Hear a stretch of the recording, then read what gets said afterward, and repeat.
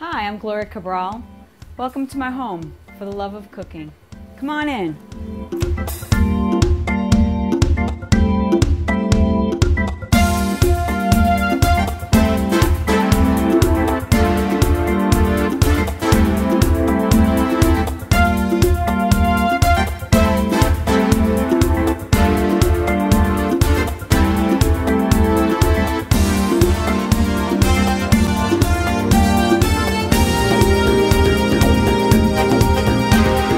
Hi, welcome to my kitchen again. I'm Chef Gloria Cabral, and today we're going to talk about tools. Tools are like the toys of a chef. In your kitchen you'll have all these different things, and we tend to buy all these different items so we can see what we can use, make our lives better. But I'm going to show you different tools that I use in the kitchen and some of the fun toys. But you have to learn what their proper use is. So we're going to start with our knives. And knives are very important. Remember, knives don't cut, people cut. But a dull knife will make a worse cut because it has to pull than a sharp knife. But you always want a nice sharp knife to do your cutting. You want to make sure when you're cutting, your fingers are bent. You're going to cut like this, so this way you don't cut your fingertips off, which happens a lot. This is called a French knife, and a nice French knife has a solid tang. These rivets show that this metal goes all the way down to the end. If you tend to buy cheap knives, they will break. They tend to chip a lot. And what you want it to do is kind of have it, see if it'll, sometimes it will, there we go. You want it to be level in your hand, you want it to be able to have a nice grip. And there are special companies that will give you a good knife. Some are forged carbon steel, some are stainless steel, different ones. Invest in a good knife and it will last you a lifetime. This one I started in culinary school, so it's been over 10 years and I love my knife all the time. When you're picking a French knife for yourself, you got to pick out how tall you are. If I'm 6 feet tall, a small 8-inch knife will not work for me. I'll need a 10-inch. So you want to try to stay within, your blade stays within your elbow to your wrist, and that will work. You know, they have different sizes. This one is an 8-inch, and this one's a 6-inch, good for smaller work, and a lot of times I use that, and I'll pinch it here. Don't put your finger up here because it's a good way to slip and fall. You get more control here. This is a Santoro knife, and this is, as you see the tang, and it comes all the way down here of the metal from the knife. Our rivets will hold it in. There are special knife companies. I have several different knife companies. This is, United States, this is Canada, this is United States, and it all depends on how, you have to feel that knife, you have to see how it is. This one is a warranty knife that all I have to do is send it back to the company to sharpen it because of the way it's cut. This one here has the ridges in it, and what the ridges do is as I'm cutting, say if I'm cutting a tomato, it helps the release of it so it doesn't all stick on my knife and I can cut. But this is a long straight one. I'll use this for cutting cakes or roast beef, so it does, nice meat cutting that way. A serrated knife, serrated, you see the edges that come up and down like this, and what that will do, one side is beveled where you're cutting, and this is, I call it my right-handed knife. If it was left-handed work, the bevels would be on this side, but usually you don't find a left-handed knife. And this is used for cutting breads or bigger cutting into something. A boning knife, and a boning knife is used for your meats and your fish, and this is flexible. See, if you see it, it's flexible right here, and that's so I can get into my pieces, into working with my stuff. So it can bend a little bit right at the tip. A lot of my work is done at the tip if I'm scraping off the bone. Paring knife. This is a 6-inch paring knife. They come in different ones. Sometimes we'll see really skinny ones.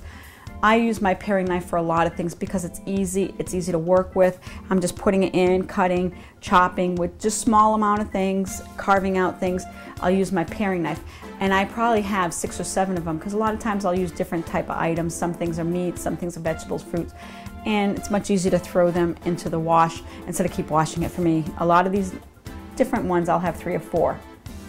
And this is called a tournée, a bird's beak, how it comes, and that's used for cutting round.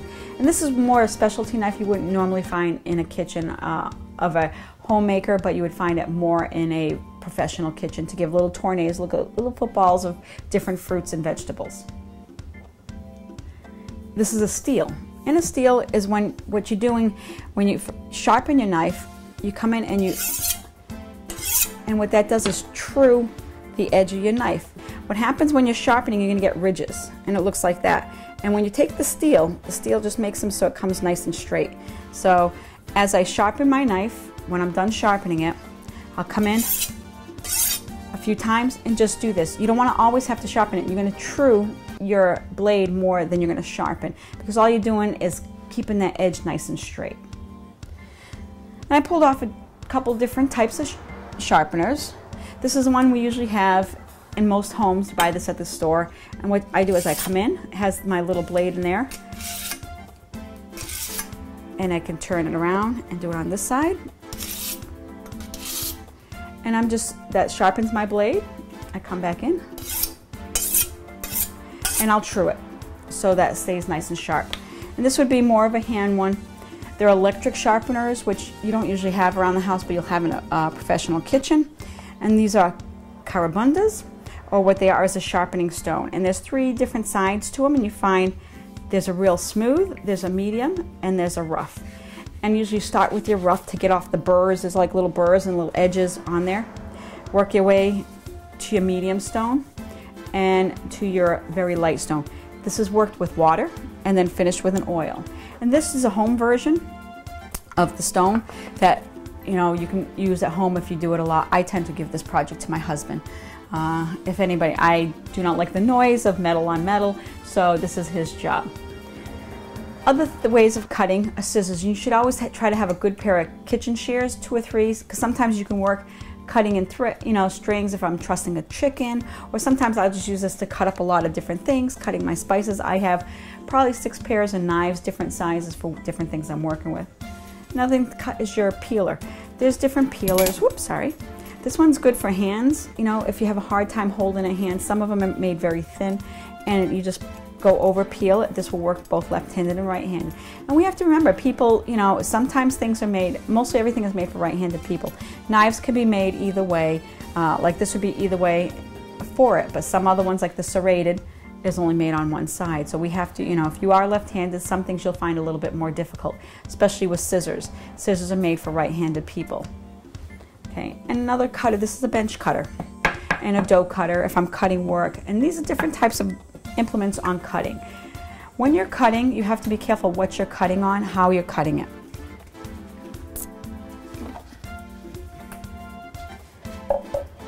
There are different types of cutting boards. I use all the time, I would use the plastic cutting boards that are very resistant in cutting, very resistant in holding in bacterias. And what's nice about these go right into the dishwasher. Again, I probably have 6 or 7 cutting boards, because if I'm doing a series of things, I don't want to have cross-contamination.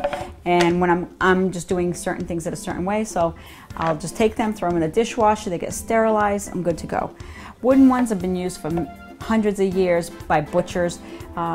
A lot of people would use them for, I use these for decoration or cutting meat. And it's made with a drain around it, so as I'm cutting the meat, it drains in here so it doesn't fall all over the place. But most of the time I'll use this for a decoration, because I don't throw this in the dishwasher. This was handmade, and what will happen after a while, it will split. This takes special oils you put on it to keep the wood, because wood is a natural substance, to keep the wood together. But it makes for a nice piece.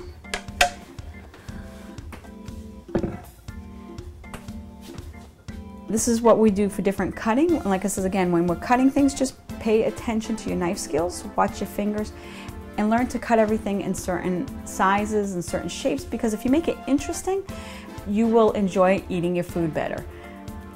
I'm going to put all this away, and then I'm going to come back with the next thing. Okay, we'll talk a little bit about mixing. There's many different ways to mix. Usually somebody just picks up a fork, puts the eggs in the bowl. You're mixing and turning. Hand mixers, this would be a whip, and a whip is very flexible. And that's more for adding air. So if I'm putting egg whites and I'm going around up and down and I'm whipping, I'm adding air to it. One that's a little bit firmer is a whisk. And a whisk is more for back and forth to mix if I'm making salad dressing. I'm not looking to incorporate air into it. I'm looking to mix my ingredients together. Very simple. Use these all the time. Make sure they're clean. You make sure you look for so that they're sealed. Because what happens is sometimes we use them a lot. They sit in the sink. Water will soak in. These are solid rubber, so there's nothing going to sit inside. Some of the other ones, you'll see when you take them out, you flip them over, water's coming out. Well, that means bacteria is settling in here, and those are usually your cheaper versions. You want to spend a little bit on your kitchen tools. This is your yourself. You want to make sure your food is healthy, everything is healthy, sanitation-wise, and it's going to last. If you buy things that are cheaper, they don't last long, you're going to throw away, you're going to rebuy it. So by the time of buying 2 or 3 of something, you buy one good one and it lasts you. And it doesn't matter if it lasts you for 20 years, that means it's a good product. So we'll keep a lot of these around. And like I said, again, I use 3 or 4 of these things, I keep them. So if I'm using one, I'll go, because I like to put everything in a dishwasher. And my story in my house is, if it doesn't go in the dishwasher and it doesn't go in a washing machine, I don't want it, because I don't want to have to do specialty things and all that stuff. I want to be able to use and go. Hand mixers, and a lot of these you see them with your mom around, or a grandparent, and I should say mom or dad, because dads love to cook, and my dad did too. And we would use this.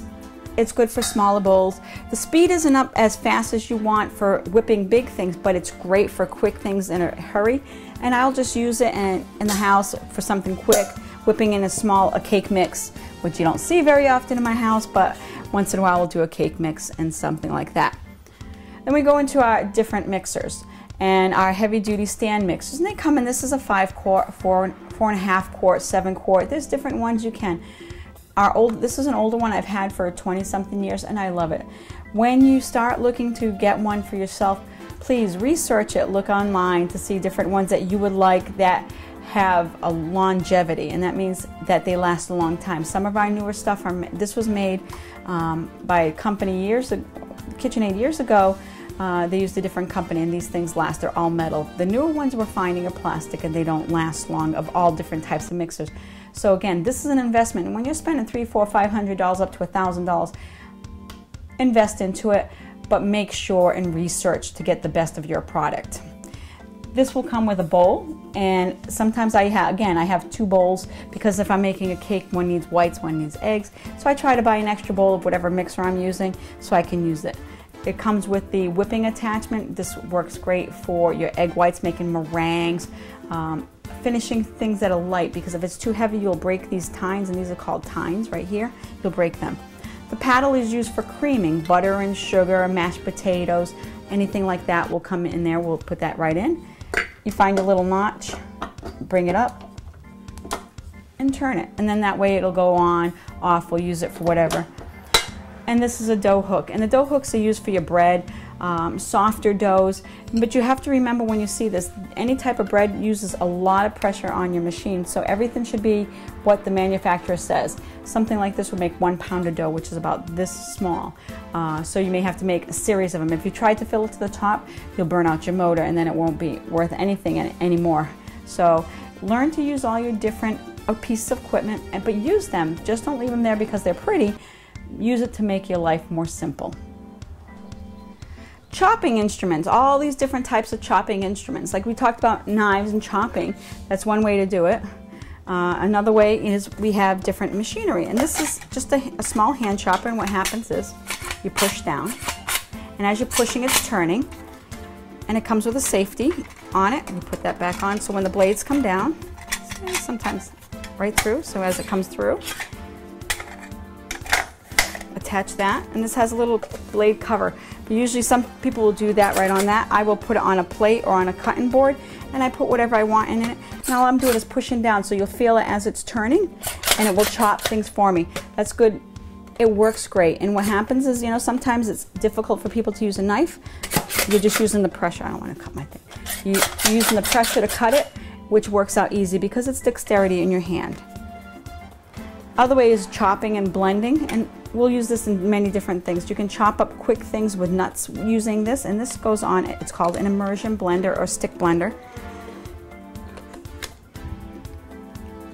A stick blender, and we plug it in, it comes right down, it can quickly chop it. If I'm going to use this more for blending, which I'll show you later when we talk about, you know, blending different things, I put more pressure, more power on it, and we'll blend.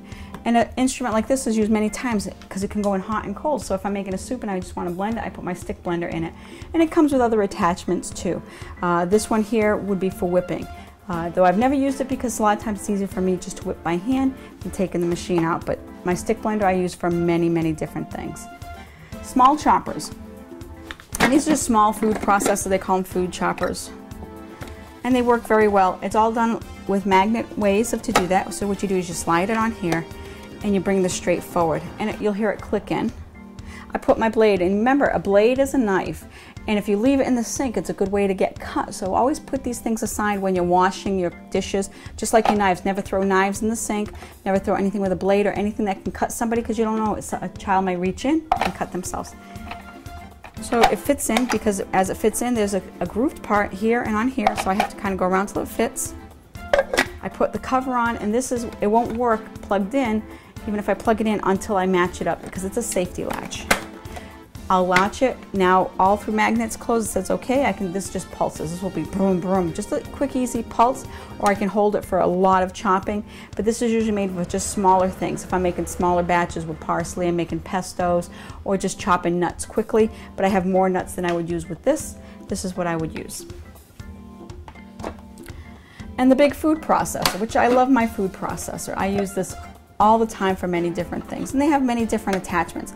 If I'm chopping a lot of celery and onions and peppers, I usually use the big blade. And the reason is because I find when I cook for a lot for kids, they don't want to, I don't like this, I don't like that. Well, they don't know that they don't like it, they're just saying that because they're seeing it. But if you don't see it and you eat it, they love it because it has great flavor. So I usually chop the heck out of all my vegetables that I don't want the children to see.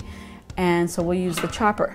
Then it comes with different inserts and blades. Again, it's fitted, so you have to make sure you fit it just on there. And the different blades will be for, this is called a julienne. It'll give you a very thin cut, and this will be even thinner this way, or this will slice. So I lay that right on top, and I'll put my piece on top, and I'll turn it. Again, it will not work till all the things go in the same line, and this will work for a pulse, it'll work for just continuous, and I can slide things in. There's so many different types of food processors you can. This comes with a bowl if I want to work with smaller amounts, which usually I don't, because I use the smaller chopper for that, or if I'm just taking the whole thing out. Again, research any of the companies you want and look at how their warranties are and how they last and see how they are. But this is nice, it has a chute. Some have bigger chutes, like I could throw a whole tomato, have it sliced all the way down the bottom, or many different things in this. So these are just different ways of chopping your food or processing your food different ways. So you have different looks. Again, if I can't tell you more, make things look interesting. You know, a carrot's on a carrot salad doesn't just have to be baby sticks. It can be shredded, it could be little diced, it could be whatever. So use the different equipment for that, or use your cutting skills to make it look nice and presentable. Okay, there are many different other ways of adding flavor, adding texture, adding to your food, and we do grating, and this is another way of processing or mashing. Right, this is a typical cheese grater where you'd put your cheese inside, and you see these a lot of time at restaurant. You put your cheese, you can grate it. Makes a nice little Parmesan or a hard cheese in there. Sometimes if I want to use butter for something really quick, I freeze my butter, I'll put it in here, and I'll get down, and it just gives me just like shreds of butter, but keep it cold so it doesn't melt. But it's a nice little way of using this. Again, just throw it right in the dishwasher, you're all set. But this is a Parmesan, or any hard cheese you can put in there for your pastas when you're making that, or a nice soup. This is a nutmeg grater, and there are different ones. Some look like they keep the nutmegs right inside, and nutmeg is a very hard nut. And what you do is you want to just put a little bit, because a little bit of nutmeg goes a long way. And I just grate it right on top, put it right on top of your, whatever you're doing. If you're making a bechamel, or you're making some type of, maybe something with pumpkin or something else, you grate it right on top, put it in. We see these a lot of times in something that looks like this in a woodworking shop, and it's a rasp. And what happens is it has little edges, and a woodwork will do that to shave off in different layers of his wood, making it round, or anything he wants to give a little texture to, or smooth. And they come at different levels of thickness, but this microplane or rasp that we would use, I use a lot for zesting. And it takes just that very thin layer of zest, because later I'll show you a different zester, but you get bigger strands. I want it to be very, very small, so almost can melt in your mouth. And I will take that, or I'll do it with chocolate, because I have some that are thicker for chocolate, to do chocolate shavings. And a lot of people will just, go like this on top of it. I try to take my fruit and I put this on top, and I can go right across, taking just that orange off or the lemon off on the rind, and it will store it here. Some containers have little things over it. And then I can just tap it off and use it for something else. You can use it for many different things. And you think if you just want to get the skin off of something, very easy. Sometimes if I just want something really mushy, I've done it with apples, but I really don't. After I peel the apple, if I just want to shave it and use it just a little bit, I can use it. But mostly for orange, lemon, lime zest, just to get that zesting off, and it's very, very thin. And these are called box graters. Box graters have different thinness or thickness. If I'm looking for a slice, say I'm still thinking the Parmesan cheese. If I want on my Caesar salad, this one comes with a little cup that I can hold it and put it right on top. Most of the time it goes right on there. It has a nice rubber bottom so it doesn't slide a lot. You can get different ones. I mean, my mother used hers that was just metal and would put it on top of something. If it works, use it. You don't have to have fancy, you just have to have items that work. And if I want bigger shards of cheese right here, or carrots to come right through there, this would be for my julienne carrots, or anything you want to use. I mean, like I said, I can use frozen butter, I can use cheese, I can use vegetables on these. This is smaller, zesting, but this I prefer better for zest, but this one. And same thing with this. This I usually use for a lot of cheese. I'll use this to cut through, and it stores it at the bottom. I can measure it out if I want, use it, or just put it right on a plate a lot of times. Again, this gives you a different look, a different texture, a different array of different things. And I'm going to grab a mandolin, and a mandolin is a French cutting tool.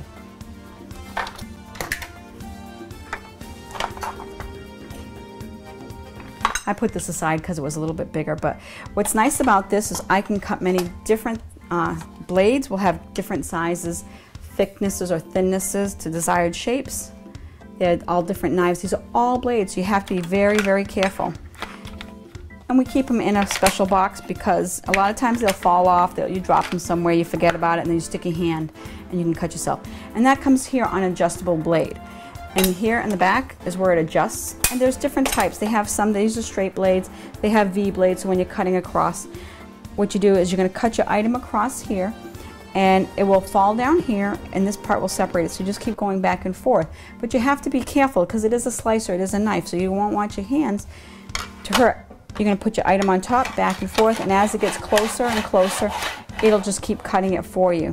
So you look to see what your thinness or thickness you want. If I'm cutting tomatoes, I like them a little bit thicker, and certain things a little thinner, and I'll adjust the bottom. Put this on somewhere that it has a little rubber grip, but I don't want it to be all over the place. Go across, cutting it. When it gets low, I use this, and I think I've used this before to make my pickles because it cuts it evenly across. And these are a very nice tool that you have if you have a lot of things to do. If it's a little bit of thing, I'm not going to take it out. But if it's a lot of things I have to really slice and I want them perfectly the same thickness, I will take out my mandolin and I keep that aside. Again, dishwasher safe, which is a good thing. All right, so that's our cutting and grating type things. Now there's different ways. We have food processors, but this is called a food mill, which is the traditional old food processor for certain things. This is more for mashing and separating. I've used this making jams and jellies because my seeds will come up. I can get my skins up here and everything else will come down the bottom. This one here is nice. I can put it on a pot. It has nice little rubber legs. If I put it on a pot, it sits on there. I can put it standing up over a plate or on my work area, and it's going to hold. Oop, it will hold like that when I'm putting everything in it. But a lot of times I like keeping it flat because you don't want things to slide. Okay, the food processor, I'll put it down on a plate or a bowl. I want it so it has something that's going to fall through. And it has different size plates. We'll say this side up, and what it is the coarseness of what you want ground. A nice bigger coarse. If I'm doing this usually for like cranberry sauce, so I can get the skins out. Or even thinner for berries because I don't want to have a lot of the seeds. And I'll lay that in there. Great to make applesauce when you have a lot of apples, or a lot of times what I'll do is I'll make applesauce with all the cores and the skins that are left over if I made apple pies. You have a whole bunch of this stuff. Well, you throw it out, cook it, put it in the food mill, and it takes out the seeds, and the skin will stay up top here, and then you get all that wonderful applesauce that you were throwing away. It just fits inside the slotted spots. Very simple. The blade goes right inside the hole. One side it goes in, the other side goes in, and all you're going to do is go like this. And as it goes around, all the pulp and everything comes out of here. I bring it back every so often to pull it up, go around again, and I'm saving all that. Usually in the fall I'll make apple butter, which is just basically sugar and apple pulp. And all that's made with all that extra stuff is just made from apples, skins and seeds from the apple pie. Then all the skins and seeds stay up here. I get rid of it, throw it, and I have a whole other product of something that would be thrown away. Which I love my food mill. That's my newest toy. This is a ricer. And years ago, we saw them, my mother-in-law had it, my grandmother had it, big ones. And they would put the potatoes in here, anything else, you squeeze it through and it come out like rice. That works great for mashed potatoes because you don't want to get, you know, the more you mash them and the more you stir them, the starchier they'll get, they turn to glue.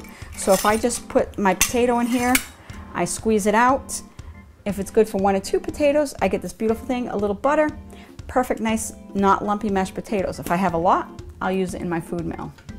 And then the garlic press. We use the garlic press, same thing. If I put my garlic in here and I have the skin, I just squeeze it through here so my garlic comes out, I can cut off, and my skin stay inside here. So I get perfect garlic and I can mash it up first with the bottom part. This works great for just small things of garlic. If I have a lot, again, I go back to my food mill. And our typical potato masher. And this is great. I use this for preparing my jams and jellies, just if I want to mash my fruit. I'll use it for mashed potatoes sometimes that I just want a little bit of texture or lumpiness to it. So I'm just going to mash this up before I finish it off, because sometimes it gives it a nice, not everything has to be creamy like mashed potatoes. I like sometimes a little texture, a little something to chew, especially if I'm going to toast it. So these are just some of the different tools we'll use for mashing, processing, slicing, and grating.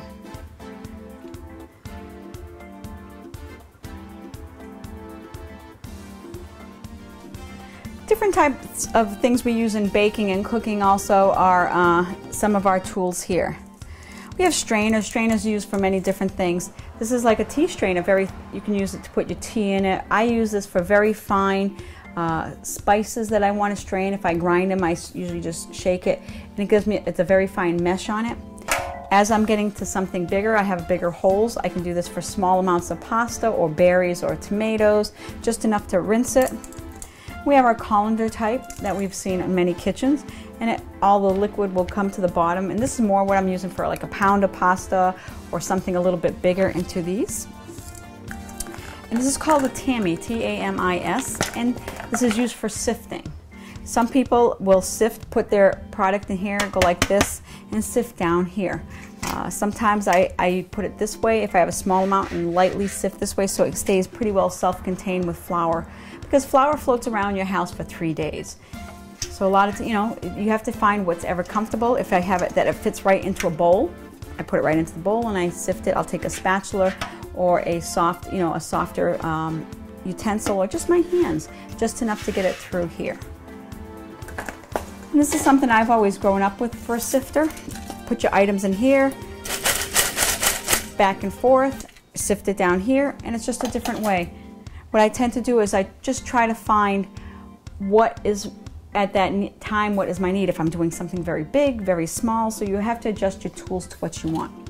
Rolling pins, oh, we just grow up with rolling pins. There are so many different types of rolling pins you can use. This is called a French pin, and what happens is the ends are tapered for your hands, so as you're rolling, you can go back and forth, give the pressure across the middle, and your hands go back and forth. I love this for pies. Working with my pies, I use this all the time. It's very simple and quick. It doesn't give a lot of heavy weight to it. These plastic ones are used a lot with fondant, which is covering over a cake, and it has a non-stick resistant. Same thing, can go back and forth over it. It helps your fondant go nice and smooth. It's very easy to clean. You can get them even also imprinted, so you can print designs over it. And this is great. All these, well, this is all dishwasher safe. I don't really put my wooden stuff in the dishwasher because, again, it'll absorb water and they can split. Some people love marble. Well, marble is heavy. A marble cutting, a marble rolling pin helps with those pie crusts, helps with doing like laminate doughs, which a laminate dough you think of as puff pastry or Danish or croissants.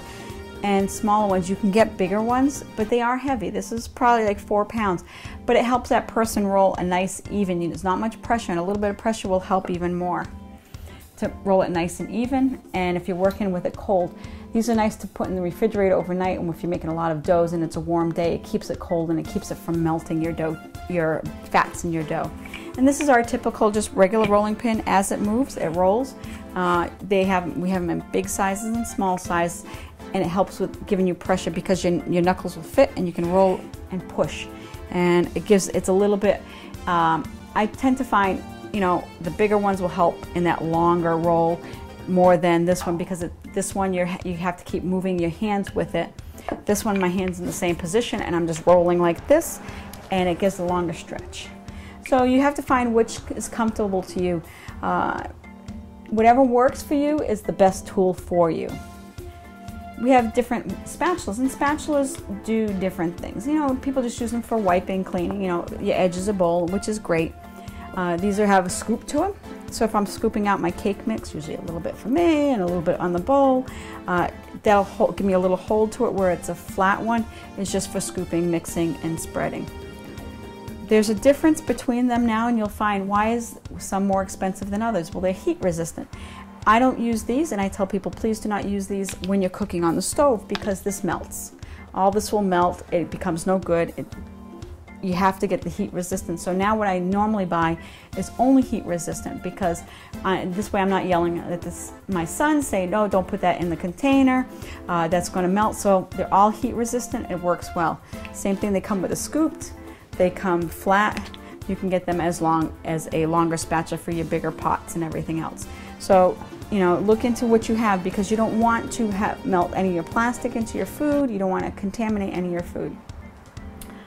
We use funnels, and people say, what do you use a funnel? I use it for filling in my containers. I use it for pouring in certain things. You can get them bigger. Like if I have one for my jams and jellies. It's a nice big fat one. It's about 2 inches across, that fits inside of my container. This will be other things. It helps keep the spillage to a minimum, because if you're trying to pour into a bottle and it's all over, you lost half your stuff all over the place. You have to clean up. So if I put this in here, easy in the dishwasher. And then we have different types of smaller tools. This is a pizza cutter, but it's also my Danish cutter, my anything cutter that I need some type of dough. The kids want to take the crust off the peanut butter sandwich, which is the best part. You can cut it off with a pizza cutter. Sometimes I'll score things before they go in the oven. If I'm making shortbread cookies, I'll use my cutter. I'll cut it before it's baked. Or if I'm working with gingerbread houses, I'll lay a ruler down and I'll cut it with my pizza cutter, because that continuous motion, it's not giving any tugs or anything else. When I was talking about zesting, this is a zester, but the little blades are a little bit thicker. So when I'm zesting, I'm getting strips of julienne. And if I want a little bit more of a look, if I'm candying something, I'm making it a little bigger on my orange zest or lemon zest that I want to see it, I would use a bigger hand zester. And this is called the Parisian scoop. They come in different sizes, they come in different shapes. They can be oval, they can be round, big, small. And what you're doing is scooping in, say for melon balls, butter balls, you come in, you push down, you scoop a little bit, and you take out. We use these a lot just to give a little decoration, a nice little plate thing. And spatulas. And granted, we have these type of spatulas here, the rubber ones, but we have our spreading spatulas. This is called an offset because it's offset. It's not straight across like our straight flat spatulas.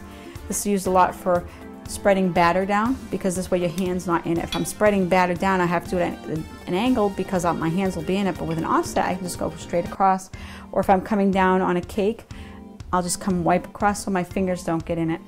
The bigger spatulas I'll use for scraping around my edges, doing a cake on it, or anything that's bigger, or if I want to pick up something. You can get these in twice the size of this, say picking up cookies or something like that. I use a smaller one when I'm decorating a cake, because it's a smaller side. It's easier for me to work with. If my cake's only about this high, it's easy. I have more control with this one than this one. And then we have little same type of utensils, little small ones just to finish. Some people decorate a cake completely in a small spatula. If that's what they're used to, that's fine. It's great for little cakes, cupcakes, whatever, picking up little things, adding, putting them down. When I'm working with roses, a lot of times I can just use this to help scrape it off, just to see the different things. These are some of the tools you have. Use them for what they're needed for, because they will make your life so much easier. Some of these, try different ones. Try getting some different ones. Try using different spatulas, different rolling pins. Get some accented rolling pins that have decorations on it to try, and see how that works in your kitchen. Measuring is, there's so many different ways of saying measuring. What are we measuring? We're measuring volume, which is the amount of a space it takes in. We're measuring weight, what it weighs. We're measuring time or temperature. This would be, I have an alarm on this, and it'll tell me how much I need to know and how long I've cooked it, or the temperature things are. We have different types of thermometers. And you'd say, well, why do I need to know that? Well, certain things, especially in baking, require temperatures. Doughs at certain temperatures. If you're cooking things, you need to cook it up to a certain temperature, like sugars and meringue and all these different things you want to try making different things. So you need an accurate thermometer.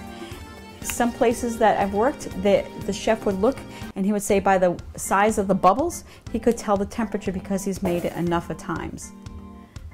But so what we do at home, we use a thermometer. This one is a typical digital stick thermometer. We slide it in. A lot of times you'll see the students carrying it here on their sleeve. And they have a little loop here, and what the loop is for is you put that in there so you don't burn your hands in the pot. A lot of times I'll show that and people say, oh, that's what that's there for. Well, that's so you don't burn yourself, because once this goes in the boiling sugar or water, it's no good because it'll melt. Most of these, this one goes up to 302 degrees Fahrenheit, and usually I need a little bit hotter than that on a lot of my things. I use the probe thermometer, and the probe thermometer has a timer to say how long, if I want to cook something at a certain temperature for a long time. It also tells me the temperature it's at and the temperature I want the alarm to go off. A lot of times I'll be cooking at, I want things at boiling is 212, but if I'm cooking sugar, at 250, I need it right about 248. I set the alarm, so at minute it hits 248. It's in the pot here. It's over here, so I'm not going to burn my hands. I just take this out, so by the time I get to it, it's called carryover cooking. So it'll be exactly 250 to use at what I need it for. So this is the one I use the most in the kitchen, and that gives me the measurement of time and temperature. Scales. Scales are very important. People use portion scales, like when you're in certain diet plans, they'll say measure out 4-ounce portion, 4-ounce, you know, a 4-ounce piece of chicken, and they'll put it on this little scale and it goes down to 4 ounces, and you'll see that. That's fine for portions, which is amounts of stuff. When you want to be more accurate, I always use an electronic scale. They have different ones called beam balance, where you put weight on one side and on the other side you put your product to make it even, and that's fine for big industry baking. But at home I will put my scale on, and I'll put it on, I'll set it to 0, and that's called taring, T-A-R-E. Then I can put whatever my bowl is. I hit again, I set it to 0 because I want to make sure the bowl has no weight, and then I can add in how much I want into my bowl and it will tell me. A lot of times I'll use ounces and pounds, but in a lot of my recipes I use grams. And what's nice about a digital scale in grams, I just press the button and it tells me what it is in grams, because around 28.35 grams equals 1 ounce. So if I have a recipe and they're half and half, I just have to adjust it, or I just put it on my scale and it tells me exactly what I need. And then say if I put in 5 grams of something, I hit 0, and I need to put 10 grams of something else, I can put it right on top and just keep hitting 0 to taring, instead of making 10 different little containers and having, say, a little container of salt, a little container of sugar, and then put them all together. I can just do it in one area using the tare button on my digital scale. This is a must. This is a must, because I tell people all the time, when you're cooking, we all do things differently. So if we're just doing volume, it's an adjustment of how much you put in. Just because something says what it says, you have to have an understanding. 1 cup is 8 ounces, but that's equal to what they call the density of water. 1 cup, measuring cup, is 8 ounces of water. If I put flour in here, 1 cup of flour will not be 8 ounces. It can be anywhere from 4 to 5 ounces. So that's why if I says 5 ounces of flour, on my scale 5 ounces of flour. If I say 1 cup of flour, some people will put in 8 ounces on a scale. You have to understand that this is not an accurate. This is accurate, this is not accurate. If I put this in my flour container, I scoop it down, clean it off, tap it down, clean it off. That can be up to 6 and 7 ounces because I'm packing it in. Usually what you do is you take your flour, you fluff it in. When it gets a little mountain, then you come straight across, and that will give you the closest to your accurate weight. If I'm using cake flour, it may be 5 ounces of flour. If I'm using a heavy bread flour, because it's a heavier, what they call protein in it, maybe 4 ounces of flour to 1 cup. So that's why I try to tell everybody, learn to use a scale, and they're reasonable in the stores. You have coupons and everything else to get a scale. Every house cook should have a scale. We have different measuring. You have 1 cup, 3/4 cup, 2/3, half, 1/3. They have 1/4 cups, and these are great for quick home scaling, home measuring. Remember, when you use these things, fluff it in and clean it off. Don't pack it unless it's called like sugar. Brown sugar we pack in some recipes. If it says light brown sugar packed, dark brown sugar packed, pack it in and then clean it off. If it doesn't, it's the same thing, you just put it in. When I was growing up, my mother would say, oh, use a tablespoon or a teaspoon. And that's how you should use 3 tablespoons. What she would take is a soup spoon and use like 3 spoons of it. That's not the same accuracy, or a teaspoon. Just get a teaspoon out and we'll use it. It's a coffee spoon. It's a stirring spoon. It's not a measurement spoon. And makes it very difficult when you're working with older recipes. I had a recipe one time for 3 wooden spoons of shortening. Okay, so we had to guess what a wooden spoon is, then I measure it out, I weigh it out, and then I write it in my recipe to come up with a more accurate amount. Or a handful of something. Well, my hand's much different than other hands. You know, if someone has a small petite hand, I say I have a mother's hand because it has a big palm to discipline the child. But you have to have a more accurate for especially baking, because baking, once you mix it and you put it in the oven, you can't change it. Soup, you can always adjust, you can work with it. So we use teaspoons and tablespoons, and I look for one with deep bowls for it, or they can be square, rectangle, but a deeper one than the shorter one. These usually go for about $4 or $5 each compared to the 99-cent ones. Some of the cheaper ones you can get in plastic have the deeper bowls, which are fine, and we use those all the time. Again, fluff it in, scrape it straight off. You know, you can use a straight knife or something straight off. That way it's more precise to make it more accurate and better. I use a lot of little measuring things like this, and these are more for measuring as holding. Some will say 2 ounces, so what I do is I put it on the scale, I'll fill it up to 2 ounces and see if it's right to the top, so that means that could be a quick, easy 2-ounce measure. We'll use those. And different types of plastic. These are called wet measures and these are called dry measures. And the reason is because you'd fill it up and scrape it across. It's very hard to do that over here. But when I'm filling up to 8 ounces, what I try to do at eye level, I look to make sure my liquid is at that 8-ounce mark, and so I can pour it in. But that 8-ounce space in here and this 8-ounce space are the same size. It's just the convenience of scraping or looking. I can add liquid in here, fill it right to the top, and you just have to be careful to pour it in. That's why when you fill it to here, you have that little leeway of height so it doesn't spill over. But the 8 ounces is the 8 ounces on the measuring. You'll have 8 ounces is 1 cup, 16 ounces 2 cups or 1 pound, and so on. You can get bigger sizes as you go. These are to help you out, and then on this side I have your liters, which are your metric of like grams. It's liters because it's a liquid measure. When you're working in a bigger restaurant, they have ladles. This is a home ladle and it doesn't have a number, but when you look at in a restaurant, they'll have numbers in. It's usually ounces. So if it says 3 ounces or 3, I can put it into, say, soup. I know by volume that's 3 ounces. A bigger one, 6 ounces, 16 ounces, whatever the size of this bowl is the ounces that it holds by volume. Again, if I take a whole scoop of gravy or a whole scoop of clear chicken soup, they're going to weigh different, but by volume it takes the 3 ounces. And these, everybody's seen these. Oh, these are called ice cream scoop. This is an ice cream scoop. These are not ice cream scoops, but they are used for them unless they're specifically. These are called portion scoops. And a portion scoop is to give you a certain amount. The way to find out what it is there's a number inside on the lever, and it's a 12. And this is different than this one. This, if it says 3 ounces, it's 3 ounces by space. This means how many scoops per quart of 32 ounces, how many scoops could I get inside a quart. So this one says 12, so I would have 12 scoops in a quart. You know, this one has a 16 scoops in a quart, so I would have 16 of these.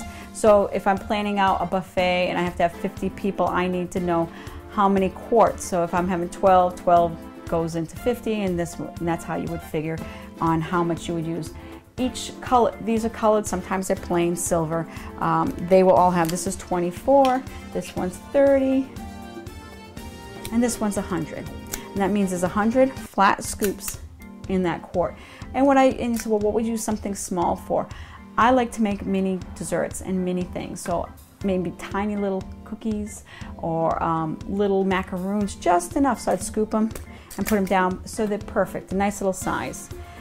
These would be for mashed potatoes or vegetable mashed or something on that idea. And you put that. And this one's called a quenelle scoop. This one's also same thing. This one has a 40 on it. So that means I would get 40 of these per quart. But what I'm doing is I'm getting a round on this one and an oval shape on this one just to give it a look. Because remember, looks are what attracts you to eat. And if it looks nice and it looks appealing and it looks different, before you even taste it, you'll already want to taste it.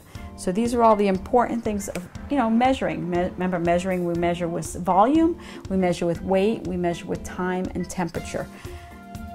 And this is, these are the things that will help you work on how much you need and portioning out. Especially now, everybody's very health conscious. So if I can only have so many ounces of something, I can put it on my scale, or I can a half a cup of something, a half a cup that's on a volume. So these are things that will help you succeed, some of these tools. We have so many more tools in the kitchen that we can have. Crock pots are in everybody's home. I have 4 of them myself because I'll put, especially if I'm doing a buffet of something, I'll do different items in each crock pot. A juicer I use a lot for, healthy drinking and eating. My mini blender, I used to use the big blender, but the mini blender between that and the food processor is great. And what's great, especially if you make baby food, this is one of the best things. You just put in the healthy stuff you're eating now, fresh, blend it up. It'll either chop it up with the chopper or grind it. I do my own spices, my coffee. This is one of my favorite tools. To simple things as cutters to give you decoration. You can have fryers and pressure cookers. As long as you buy the tools that you're going to use. A lot of people tend to buy all these things because they see it on TV, because they want it. What you want to use is tools that will be used to help your life a little bit easier, to help your life a little bit better, and to help us. Remember, we do these things for our friends, our family, and for the love of cooking. Thank you.